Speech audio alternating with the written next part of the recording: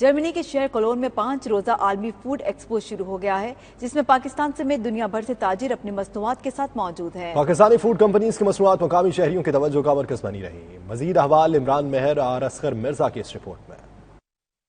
Food items اور drinks تجارت کا ایک بہت بڑا ذریعہ سمجھی جاتی ہیں۔ جرمن شہر کولون میں فوڈ آئٹمز اور ڈرنکس کی 5 روزہ عالمی نمائش جاری ہے، جس میں دنیا بھر سے آئے تاجروں نے چاول، خشک میوہ جات اور کئی درجن دوسری مصنوعات کے اسٹالز لگا رکھے تھے۔ نمائش میں trade development authority of Pakistan کے تعاون سے 28 جبکہ کل 40 کمپنیاں اپنی مصنوعات پیش کر رہی ہیں۔ نمائش میں پاکستانی کمپنیوں کا زیادہ انحصار چاول پر ہی دکھائی دیا، تاہم مسالہ جات، جڑی بوٹیاں، فروزن پروڈکٹس اور پنک سالٹ بھی پاکستانی سٹالز پر دیکھنے کو ملا۔ مرحوم گلوکار جنید جمشید کے صاحبزادے نے بھی نمائش میں سٹال لگایا اور اپنی پروڈکٹس پیش کی۔ بیرون ملک نمائش کے حوالے سے یہ ان کا پہلا تجربہ تھا۔ انہوں نے پاکستانی پویلین کے انتظامات کو بے حد سراہا۔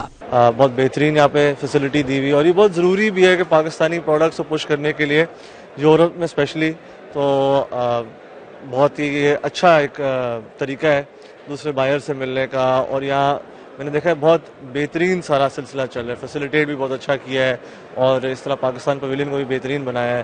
اس موقع پر 92 نیوز سے گفتگو کرتے ہوئے پاکستانی کمپنیوں کے نمائندوں نے trade development authority of Pakistan کی کوشش اور تعاون کو بے حد سراہا۔ ابھی یہاں پہ آئے ہیں، یہ ایگزیبیشنز اور platform to support and to exhibit Pakistani products, اور تو اس حساب سے یہ ایک ہمیں پلیٹ فارم ملا ہے، اچھا ہے، الحمدللہ، دس از بیٹر۔